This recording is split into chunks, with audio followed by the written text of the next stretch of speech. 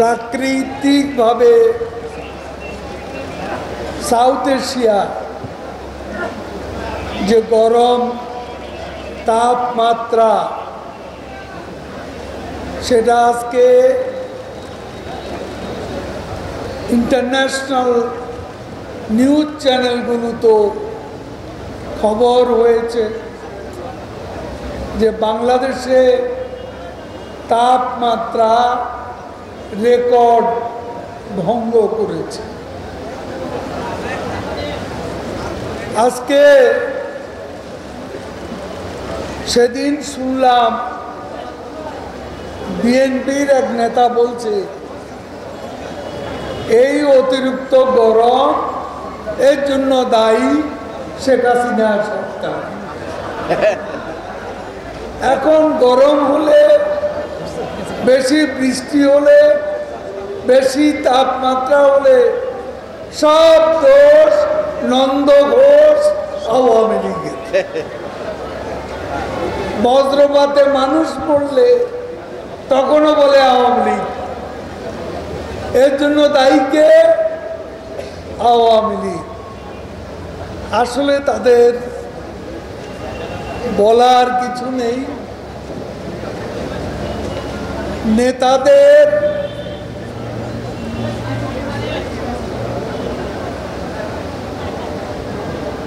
গলার জোর যত কমছে, মুখের বিষ তত বাড়ছে।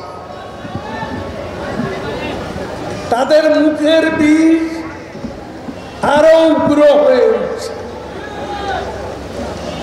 কর্মীরা ক্লান্ত, নেতারা হতাশ,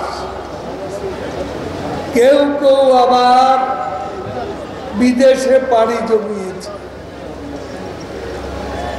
এখনো আন্দোলনের হাঁকডা। বিএনপির মুখে আন্দোলন কথাটা শুনলে ঘোড়াও মনে হয় হাসে, ঘোড়ারও হাসিটা।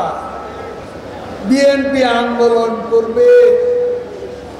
এই যে পল্টনে আজ মে দিবসের প্রোগ্রাম করছে, কিভাবে পল্টন থেকে বিএনপি নেতারা স্টেজ থেকে লাফাতে লাফাতে পালিয়ে গেল। বলল কি আওয়ামী লীগ পালাবার পথ পাবে না। সেদিন দেখলাম বিএনপি পালাবার পথ পাচ্ছে না। আন্দোলনের শক্তি তাদের নেই। আন্দোলনে জনগণ লাগে, জনগণ তাদের সাথে নেই। আছে তাদের হাতে 15ই আগস্টে রক্তের দাগ, তাদের হাতে 3রা নভেম্বরের রক্তের দাগ, তাদের হাতে 21শে আগস্টে রক্তের দাগ, তাদের হাতে বাংলার শ্রমিকের রক্তের দাগ, তাদের হাতে বাংলার কৃষকের রক্তের দাগ। এরা ক্ষমতায় আবার আসতে পারলে বাংলাদেশকে ভাসিয়ে দেবে রক্ত স্রোতে। এই খুনি, এই সাম্প্রদায়িক,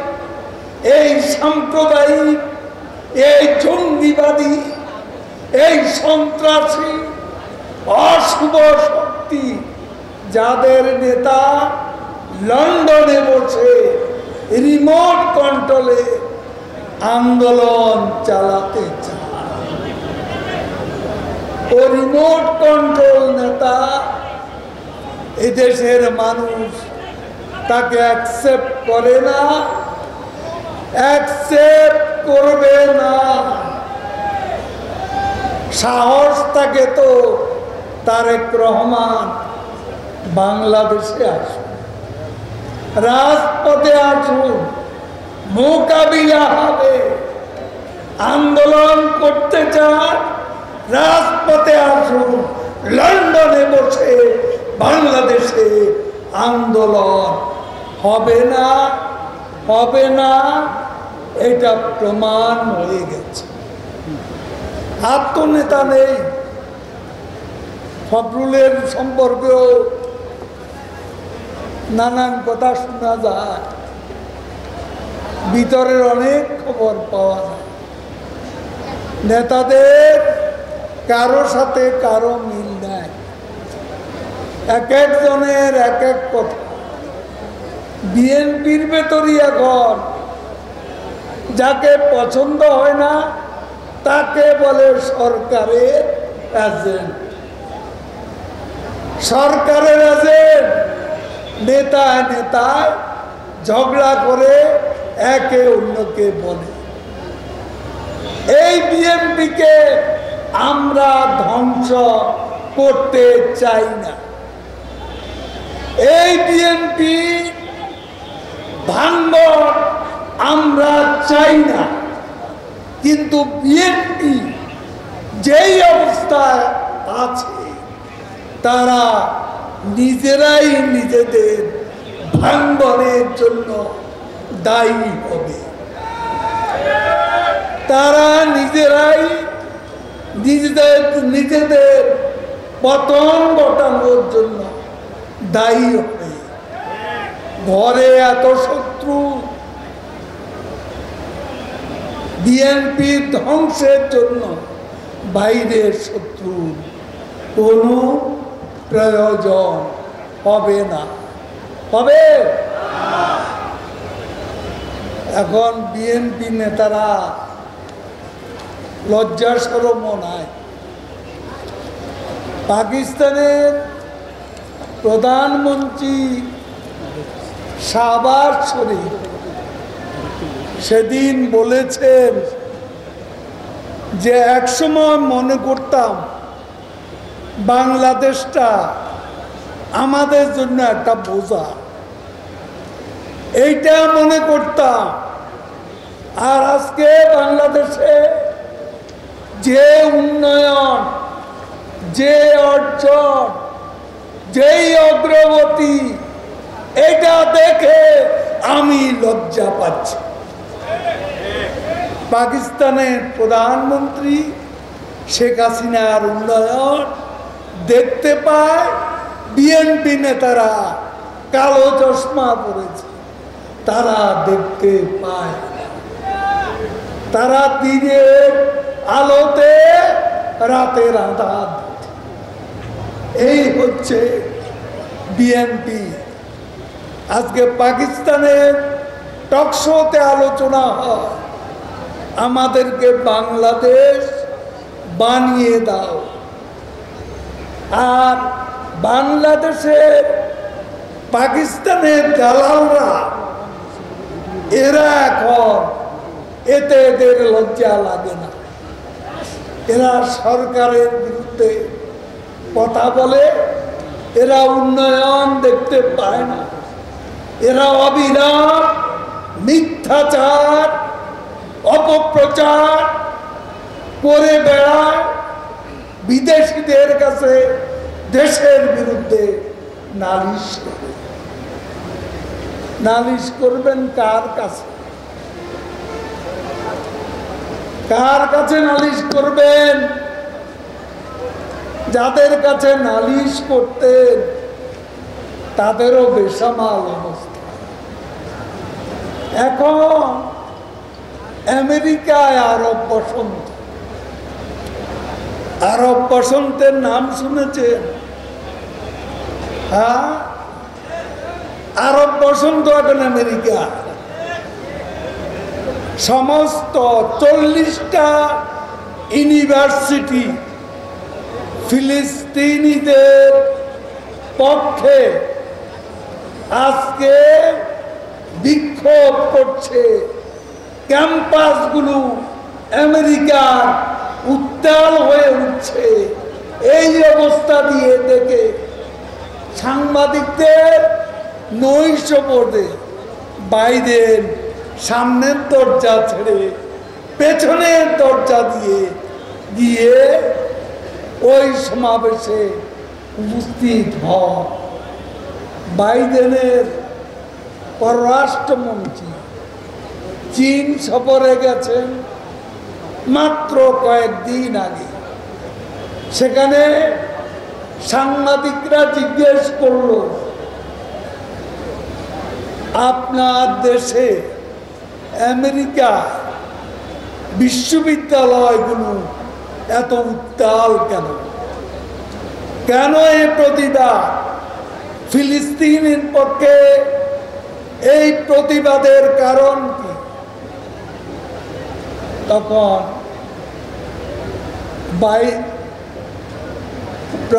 পররাষ্ট্রমন্ত্রী সাংবাদিকদের বললেন, অ্যান্টনি ব্লিংকন কি বললেন? It's a part of democracy, এটা গণতন্ত্রের অংশ। ইউনিভার্সিটির প্রফেসরকে লাঠি পেটা সাংবাদিকরা কি নির্যাতন কলম দিয়া ইউনিভার্সিটিতে সবাইকে সরা ক্লিয়ার করার জন্য। আজকে যে বর্বরতা, আজকেই দেখলাম টেলিভিশনের পর্দা। তখন ভাবতে অবাক লাগে, এই দেশ নাকি গণতন্ত্রের প্রবক্তা, এই দেশ নাকি মানবাধিকারের প্রবক্তা। ফিলিস্তিনে 34,000 মানুষকে যারা হত্যা করেছে, মনে রাখবেন দ্বিতীয় বিশ্বযুদ্ধে হিটলার হলোকাস্টে 60 লাখ ইহুদিকে হত্যা করেছে। আজ ইসরায়েলের প্রধানমন্ত্রী নেতানিয়াহু আজকে মুসলমানদের প্যালেস্টাইনিতে ওই হিটলারের কায়দায় একে একে হত্যা করছে। নারীরা রেহাই পাচ্ছে না, শিশুরা রেহাই পাচ্ছে না। মাঝে মাঝে মনে হয় হিটলারের চেয়েও জঘন্য লোক এই ইহুদিবাদী নেতানিয়াহু, ইসরায়েলের প্রধানমন্ত্রী। সিজফায়ার আলোচনা চলছে, এর মধ্যেই গণকবর, গাজায় গণকবর, একের পর এক গণকবর আজকে উদ্ঘাটিত হচ্ছে। এই বর্বর মাঝে মাঝে মনে হয় মধ্যপ্রাচ্যের নিয়ন্ত্রণ এখন আর বোধহয় ওয়াশিংটনের হাতে নেই। মধ্যপ্রাচ্যের নিয়ন্ত্রণ এখন মনে হয় ইসরায়েলের প্রধানমন্ত্রী নেতানিয়াহু হলো সবচেয়ে বড় কর্তা। ওয়াশিংটনের কোনো ক্ষমতা নেই। ওয়াশিংটন অর্ডার করে, নেতানিয়াহু মানে না। সিজফায়ার করো, গাজা এইড পাঠাও, বা আমাদের আয়, উইল মেক আওয়ার ডিসিশন। বাইডেনের নির্দেশ নেতানিয়াহু মানে না। তারপরে কংগ্রেসে বিল পাস হয়, ইউক্রেনের পাশাপাশি ইসরায়েলে নতুন নতুন সাহায্যের বিল পাস হয়। বাইডেনও এখন নেতানিয়াহুকে ভয় পায়, তার কোনো কর্তৃত্ব নেই। নেতানিয়াহু ধমকে তিনি পটে যান। আমরা তো দেখলাম প্রতিদিনই এই দৃশ্যপট দেখে যাচ্ছি। আমি বক্তব্য আর দীর্ঘায়িত করতে চাই না। আজকে এই মে দিবসে